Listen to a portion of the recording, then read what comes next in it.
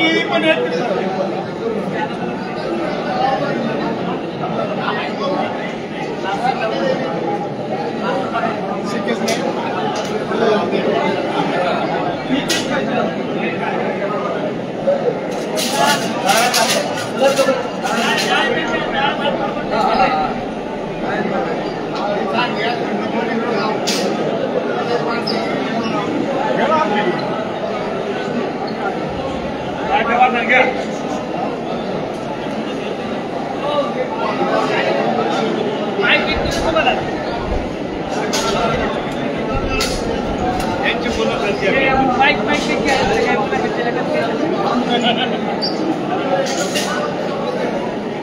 तुम्ही बोला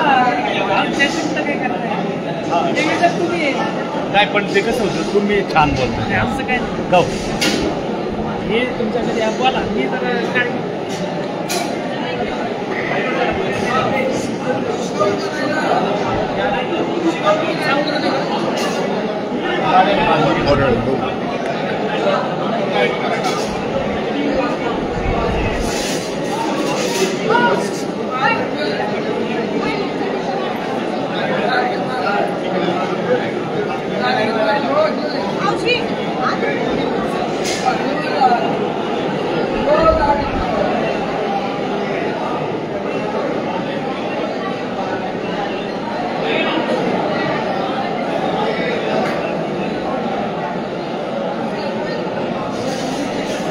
रामकृष्ण रामकृष्ण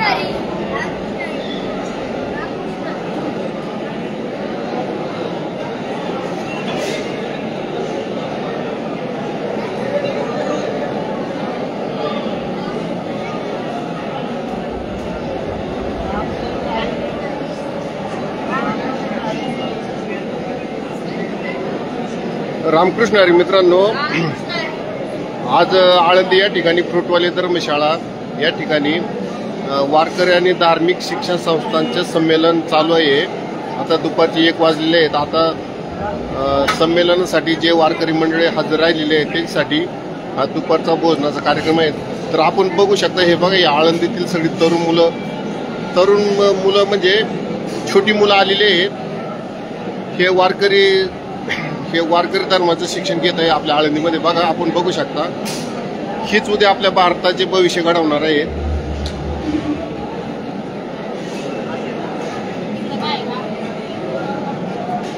हे बघा छोटी छोटी मुलं आहेत। बाळा कितीला आहे शाळेत तू? 8वीला का? कोणत्या धर्मशाळेत शिक्षण संस्थेत शिकतो? गुरुकृपा वारकरी शिक्षण संस्था।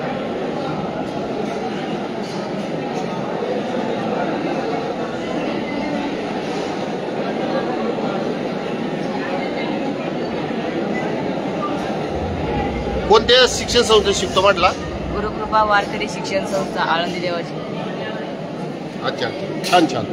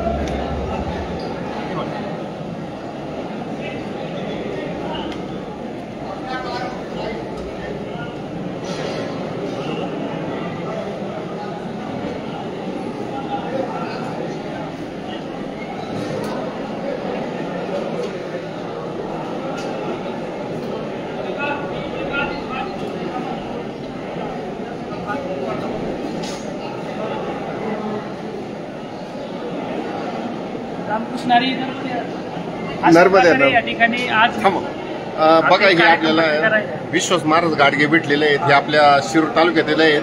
हे आज वारकरी शिक्षण संमेलनासाठी आलेले आहेत. हे आपण बघू शकता. तर महाराज तुम्ही सकाळपासून हजर आहेत ना? मी चालू करायलाच आम्ही होतो. आपलाच कार्यक्रम म्हणजे आपण पाहुण्यासाठी येऊन जमणार नाही. बरोबर म्हणजे चालू करायला आलो. हा कुणी आयोजित केलेला आहे कार्यक्रम? हा सकल हिंदू समाजातील अनेक संघटना जसं स्वराज्य संघ असेल, सनातन हिंदू धर्म असेल, अशा सनातन हिंदू धर्म अशा अनेक संघटनांनी, हिंदू राष्ट्र समितींनी कार्यक्रम आयोजित केलेला आहे. आणि सगळे वारकरी काही विविध संघटनेतले काही कार्यकारी पदाधिकारी आहेत आणि हिंदू राष्ट्र कसं एकत्रित व्हावं याकरता केलेला कार्यक्रम.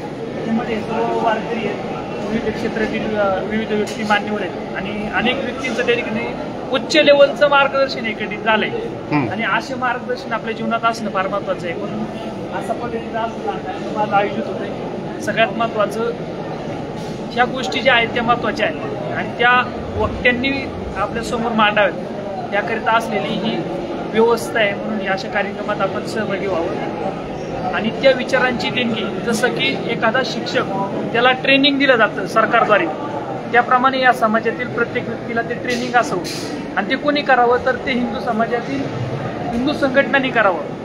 कारण हिंदू ही एक व्यवस्था आहे आणि व्यवस्थेत जर अवस्था बिघडली तर ती व्यवस्था बिघडते. याच्याकरता व्यवस्था सुधारण्याकरता त्यांना प्रशिक्षण देण्याकरता असे कार्यक्रम घेतले जातात. पण अनेक व्यक्तींच्या मनात गच्चीवाद असते की आमच्या वरती कोण नाही, आमच्यापेक्षा विचार श्रेष्ठ कोण नाही, श्रेष्ठत्वाची गोष्ट करतात. म्हणून अनेक लोक असा विचार करतात की मी म्हणजे कोण आणि ही संघटना म्हणजे कोण आणि हे संघटनेचं असलेलं काम त्याला किंमत न दिल्यामुळं आज विविध संघटना किंवा विविध काही संस्था आहेत, त्या संस्था इथं आलेल्या नाहीत. आता किती संस्था आहेत आळंदीत, देऊत किती आहेत, इतरत्र किती आहेत, का नाही आल्या? कारण मी सगळ्यांचा सर्वे केलाय की त्यांच्यात गच्चीवाद आहे की हे कोण.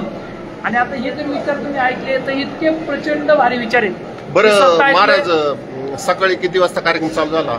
सकाळी 10:30च्या पुढे कार्यक्रम झालोय. कंटिन्यू करेक्ट 11 वाजता कार्यक्रम चालू. बरं कार्यक्रमामधून काय गोष्टी शिकणार, कोणकोणत्या गोष्टी शिकणार? कार्यक्रमामधून हिंदू राष्ट्र सगळ्यात महत्वाचं, फेक नॅरेटिव्ह, त्याच्यानंतर AI सिस्टीम आलेली आहे ह्यामधून किंवा समाजात तेढ निर्माण करण्याचं कार्य ज्या विविध संघटना करतात, हिंदू राष्ट्राला कमी दर्जा आणि जातीत भांडण लावण्याचं कार्य जे करतात, ह्याच्यामध्ये अनेक संघटना आहेत की त्या फक्त हिंदू राष्ट्र कमी करण्याकरता आज काम चालू आहे.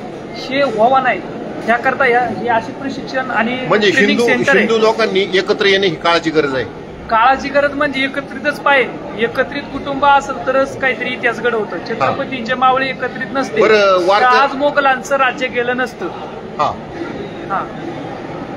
वारकरी शिक्षण संस्थेमध्ये कोणत्या पद्धतीचं शिक्षण देण्याची गरज आहे? वारकरी शिक्षण संस्थेमध्ये जसं की तुमच्या शाळेमध्ये तुम्हाला अ आ इ पासून शिकवलं जातं, तसे वारकरी शिक्षण संस्थेमध्ये तुम्हाला जर पक्वाद शिकायचं असेल तर त्याचे 10 की त असे 12 कडे ती पक्वादामध्ये येते. एखाद्या विद्यार्थ्याला गायन शिकायचं असेल तर त्याला सा रे ग म प ध नि सा हे शिकवलं जातं आणि त्याच्यामध्ये अजून ज्या विद्यार्थ्याला सांस्कृतिक आणि आध्यात्मिक किंवा वैचारिक अशी जर बुद्धीची प्राप्ती असेल तर त्याला विचारसागर, हरिपाठ, गाथा यावरती त्याला विचार शिकवले जातात. आणि सगळ्यात महत्त्वाचा आजचा जो विषय होता छत्रपतींचं हे जे कार्य आहे, चरित्र आहे, हे याच्यात कसं आणायचं, तर त्याचं माझं मी वैयक्तिक मत मांडतो की छत्रपतींनी जे केलेलं कार्य आहे हे राज्य घटनेकरता, राज्य कसं चालावं किंवा एखादं कार्य करायचं असेल त्याच्यात शूरता कशी बाळगावी. उदाहरणार्थ माझी गाथा पाठ होत नसेल तर ती कशी करायची, तर छत्रपतींनी काय सांगितलं की एकत्रित त्या ठिकाणी त्यांनी तपश्चर्या केली, साधना केली, आपल्या आईंचं ऐकलं, गुरूंचं ऐकलं. जसं की छत्रपती शिवाजी महाराजांचे आध्यात्मिक गुरु जगद्गुरु तुकोबाराय महाराज यांच्या कीर्तनामध्ये त्यांना अनेक गोष्टी काय आध्यात्मिक मिळाल्या की राजाने आध्यात्मिक कसं असावं. आज जसं की नरेंद्रभाई मोदी आहेत, त्यांना काहीतरी आध्यात्मिक शिक्षण आहे. मी प्रत्येक वेळेस सांगतो, मी काय कोणत्या पक्षाचं नाही, पण मी प्रत्येक वेळेस सांगतो प्रत्येक व्यक्तीनं आपल्या उद्योगामध्ये, आपल्या नोकरीमध्ये जर जगायचं असेल तर आध्यात्मिक सल्ला त्या माणसानं घ्यावा. अनेक लोक अशी आहेत की आध्यात्मिक सल्ला घेत नाही आणि त्याच्यामुळं ते विनाकारण हॉटेल 1 महिने टाकलं का 2 महिन्याच्या पुढे बंद होतं. महाराज त्याला आध्यात्मिक सल्ला नाही. तुम्ही ते श्री मान्य अविनाश धर्माधिकारी यांचं तुम्ही त्यांचं चिंतन मी ऐकलं. त्यांनी काय सांगितलं का हात उचलायला पाहिजे, म्हणजे त्याचा काय अर्थ? आता ते कसं आहे, आपण म्हणतो जशाशी तसं उत्तर. हा, एखादा समजा 2 व्यक्ती आहेत, एखाद्या व्यक्ती दुसऱ्या व्यक्तीशी चर्चा करतोय, चर्चा करता करता करता त्याच्याकडून काही गोष्टी समोरच्याकडून त्या आल्या त्या पद्धतीनं, तर त्याला कसं उत्तर द्यावं, तर वेळ प्रसंगी काही वेळेस मार पण खावा लागतो. पण अशा वेळेस जर आपण हात उगारला तर कायद्याचा सुद्धा त्या ठिकाणी भाव त्याच्यामध्ये येतो. तो एक आपण म्हणतो की त्याचं थोडंसं त्याच्यावरती प्रबंधन येतं की हात उघडणं म्हणजे काय. त्यांनी थोडंसं ते सिस्टमॅटिक सांगितले, त्याचा अर्थ शब्दाशी नाही. म्हणजे हात उगारायचा, परंतु त्याला कायदा आड सरवत नाही. धीर नाही, तो धीर पाहिजे. हात उचलणं म्हणजे मारामारी करायची नाही, धीर पाहिजे. त्यांचं धीर त्यांनी सांगितलेलं आहे, शब्दाशी अर्थ नाही घ्यायचा. त्यांनी धीर सांगितलं, ते धीर पाहिजे, तेवढी ताकद पाहिजे. वेळ प्रसंगी तसं पण करता आलं पाहिजे. नाही तसं नाही, म्हणजे त्यांचा सांगण्याचा अर्थ काय होता? त्यांचा सांगण्याचा अर्थ तुम्हाला उदाहरणाद्वारे सांगतो. एखादा वाघ जर आपल्यावर धावून आला तर वाघाला पूर्ण मूल जर त्यांनी आपल्या मोठ्यावर जाप घातली तर त्या अर्थी शिवाजी महाराजांनी वाघ फाडून काढला होता. तर तसं संभाजी महाराजांनी वाघ फाडून काढला, तर तशी ताकद ठेवली पाहिजे. हे त्यांचं मत नाही का? त्यांनी आला का त्याच्या कानाखाली दुसरी आपण दिली पाहिजे. वेळ प्रसंग नाही, मला तसं नाही, वेळ प्रसंग तसं कधीतरी करावं गेला. काय अडचण? बोला, अजून काय उत्तर द्यायचं मला? अशा कार्यक्रमांची महाराष्ट्रात फार गरज आहे. अशा कामांची शेतकऱ्यांना गरज आहे, धार्मिक कार्याला गरज आहे, संघटनेला गरज आहे, शेतकरी संघटनेला अशा कार्यक्रमांची गरज आहे. ट्रेनिंग पाहिजे, ज्ञान पाहिजे. ज्ञानाशिवाय मोक्ष नाही, ज्ञानाशिवाय तुम्हाला कोणती गोष्ट साध्य होणार नाही, ज्ञानाशिवाय विकास सुद्धा नाही. विकास जर पाहिजे असेल तर असे ट्रेनिंगचे कार्यक्रम पाहिजे, त्याच्या माध्यमातून आपण पॉझिटिव्ह एनर्जी पॉझिटिव्ह एनर्जी महत्वाची आहे. टीम एनर्जी पाहिजे असेल तर असे प्रशिक्षण कार्यक्रम महत्वाचे. बरं महाराज, मला काय म्हणायचे, छत्रपती शिवाजी महाराजांनी एवढं महान कार्य केलेलं आहे, आज जगभर त्यांची जयंती साजरी केली जाते. आणि मग आपल्या महाराष्ट्राच्या मुलांना म्हणजे 1ली ते 10वी जे शिक्षण आहे त्यामध्ये छत्रपतीचा इतिहास का शिकवला जात नाही? ते सांगितलं तुम्हाला मगाशी अविनाश धर्माधिकारी साहेबांनी, आता शिंदे साहेबांनी सांगितलं की मिरचीचा शोध कोणी लावला 12व्या शतकामध्ये सावतामाळी महाराजांनी लावला. आणि आता गुगल काय सांगते 16व्या शतकामध्ये, म्हणजे हे काय झाले पोर्तुगाल देशातून मिरची काय झाले, हे सगळं आपलंच आहे.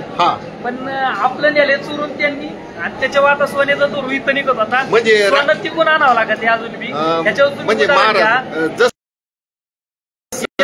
सगळं आपलं होतं ते चोरून नेले आणि तिकून आता एक मध्ये अमेरिकेची टेक्नॉलॉजी नाही. मग सांगा तुम्ही ज्ञानेश्वरी का इंग्लिश मध्ये केली का? त्याच्यातला तुम्ही अर्थ काढताय का? काहीतरी आहे म्हणून नेले ना. आता ही गोष्टी चालल्या. हे बघा, हे महाराज मान्य नाही म्हणता येणार, हरिभक्त परायण. माझा या विश्वास सगळा अभ्यास झालेला आहे, अभ्यासाशिवाय बोलत नाही, विचार करून. हे बघा, हे आमचे बंधू आहेत. महाराज तुमची यांना तुम्ही आळंदीत पाहिलं असेल ना, एकदा पाठ आम्ही तुम्हाला भेटलो होतो बघा, श्रम आश्रमाच्या शेजारी तुमच्या धर्मशाळेच्या शेजारी आम्ही सुतार समाजाच्या त्यांचा कार्यक्रम कीर्तनाला आलो बघा. सिस्टीम दाखवा जराशी. बरं, तुम्ही भोजन प्रसाद घ्या. ते खाणार नाहीत, ते सगळ्यांनी खाल्याशिवाय ते खाणार नाही. कार्यक्रम त्यांचा आहे.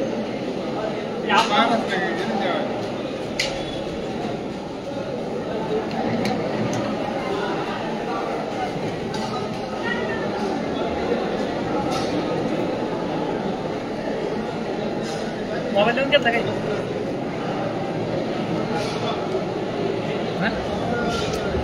तुम्ही केशव महाराज बांगर पाटील यांना ओळखता ना? केशव महाराज बांगर नाही माहिती. अहो ते थांबा, तुम्ही ते आपली तुमची कधी मुलाखत झाली? मुलाखत माझी स्वराज्य संघामध्ये झाली. हा, नाही केशव महाराज बांगर पाटील आहेत ना, ऐका ना, ते आता आपला व्हिडिओ पाहतात, तर ते आमच्या पिंपळावरचे गायक होते सुरेश महाराज बांगर पाटील, त्यांचे चिरंजीव आहेत. तर त्यांचं सुद्धा आध्यात्मिक क्षेत्रात फार काम आहे. तर आपण त्यांना आहे ना आता योग आला तर पुढच्या वेळेस त्यांची तुमची भेट घालून देऊ. चालेल. हा हा जो येईल त्याच्यासाठी आपण द्यायला बसलेले आपल्याकडे जो येईल तो घेऊन जाणार हा, आहे. हा. आणि हे काय आमचं नाही, हे त्यांचं आहे. आहे त्यांनी पाठवले असलेल्या लोकांना इथं समाजाला सुधारण्याकरता माऊली ज्ञानोबा यांचे ग्रंथ वाचून आज आपल्याला ते विचार मिळत नाहीत. ते समाजाकरता आहेत, स्वतःचं हित आहेच हा. आहेत, समाजाच्या हिताकरता समाजाच्या जगाच्या कल्याणात संतांचे युग होते. संतांचे जे हे असे कण म्हटले तरी चालत, एक छोटे छोटे हे आज प्रसरित आहेत. आता याच्यातून काही जर लोकांचा ग असेल तर तो व्यक्ती त्या बरं. महाराज मला काय म्हणायचे, ह्या कार्यक्रमाची आपण जाहिरात केली, सगळ्या लोकांनी जाहीर केली, मग आळंदीतल्या लोकांना सर्वांना कळलं नाही का, शिक्षण संस्थेच्या लोकांना? सगळ्यांना कळाले. हा त्यांचं एक मत मी सांगतो. मी एक महाराजाला असं म्हटलं, हा. असा कार्यक्रम आहे, काय करायचं? ते म्हणले असल्या कार्यक्रमांना आम्ही जातच नाही, हा कार्यक्रम नाही का असलेच कार्यक्रम म्हणून टाकले. मग तो कोणत्या कार्यक्रमात जात ते महाराज? पाकिट भेटलं की तिकडे जाणार. आता इथं 5,000 राहणार, तुम्ही किती महाराज येते तर काय 5,000चं पाकिट ठेवा, चक्री प्रवचन ठेवा, किती लोकांचे विचार आहेत काय येत नाही. अशा काय मला धर्माचं पालन म्हणतात आणि धर्माच्या पालनाला जर धर्म कळण्यासाठी जर येत नसेल तर कसली पद्धत आहे? काय होतंय, आपण दुसऱ्याला मानायलाच तयार नाही. हा समाजातल्या आपली मेळ भूमिका आहे आणि ही भूमिका नसल्यामुळं मग याची गादा त्याची. आता कसं आहे, 2 बॉसचं पटत नाही, 2 कुत्र्यांचं पटत नाही, 2 बायांचं पटत नाही, त्या संघटनेचं त्या संघटनेला पटत नाही. महाराज मला काय म्हणायचे, याचाच दुरुपयोग समाज घेतोय आणि म्हणून हिंदू संघटना अजून एकत्रित आहे. आहेच काही ते एकत्रित आहेत पण त्यांच्या जीवा बाकीचे आणि नाही एकत्र झालं तर मग तुम्हाला कुणीच हे करणार नाही. आणि एक दिवस विध्वंस नक्की, पण विध्वंस नसेल पाहिजे. काय होते, ज्याचं जळाते त्याला कळते. तुम्ही म्हणता आता लवचियात आपली स्वतःची पोरगी जेव्हा धरून येईल तेव्हा त्याला कळत की ही बाप काय, आणि तो व्यक्ती तेव्हा जागा होईल. स्वतःची जागी ही तर कळत तोपर्यंत कळणार नाही. बरं. हा बरोबर तुमचा मुद्दा. बरं महाराज, आपल्या वारकरी संप्रदायामध्ये जे कीर्तनकार आणि प्रवचनकार लोक आहेत त्यांनी कीर्तन आणि प्रवचन हा व्यावसायिक म्हणजे व्यवसाय दृष्टिकोन मांडलेला आहे का? व्यवसायाचा विषय नाही, कीर्तन ही सेवा आहे. आणि सेवा करता करता आपलं प्रपंच आहे, तर प्रपंचाचं बाजूला पाहिजे. आपण करतोय आता त्यात काय काही काही कीर्तनकारांची ती लेवल आहे, शेती करून कीर्तन किंवा व्यवसाय करून कीर्तन किंवा फक्त कीर्तन आणि संस्कार अशी काही जे प्रकार आहेत. व्यवसाय म्हणून कीर्तन तर कुणी कीर्तनकार संतांची शिकवण ही सेवा म्हणून दिलेली सेवा म्हणून करतात. जे देईल नाही जे देईल त्याला पण आपणच जबाबदारी. पुढच्या व्यक्तीला लालची नाही आपलं काम आहे, आपणच करतोय. याने 50 दिलं, याला 55 द्यायचं, त्याच्यापेक्षा चांगलं कार्यक्रम. हे चुका तुमचे आहेत, आमच्या काय चुका आहे हे स्पष्ट आहे. हे चुका यांचे आहेत, आमच्या काय चुका आहे. आम्हाला जर तुम्हाला सांगा तुम्हाला 50,000 रुपये एखाद्या दिले, तुम्हाला गोड लागणार आहे. पुढच्या वेळेस तुम्हाला 40 घ्यायला नको होणार आहे. मला त्यांनी 50 दिले, तू का मला 40 दिले? हा व्यवसाय आहे. हा ह्या गोष्टीला व्यवसाय म्हणू शकतो. हा तुम्ही मला 40 दिले, मी परत 40 मध्ये करत नाही, तो वेगळा भाग आहे. असं विचार आहे त्यामध्ये. बरं असू द्या, तो वेगळा भाग आहे.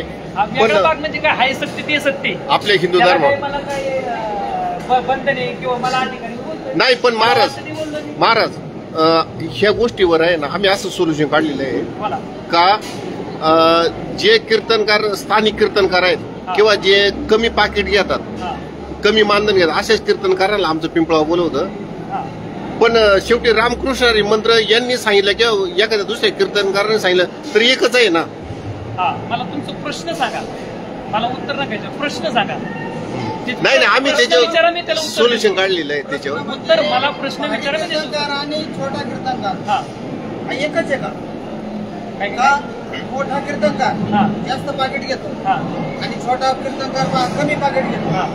दोन्ही बोलताना एकच बोलतो का वेगळं? फरक आहे त्यांच्यात. सगळ्यात महत्वाचं सगळ्यांचं मूळ वाक्य एकच आहे, रामकृष्ण हरी मंत्र. हा सोपा आहे आणि सर्वांनी घ्यावा. आता त्याच्यामध्ये रामकृष्ण हरी मी थोडं गाऊन दाखवलं, त्याची क्वालिटी झाली.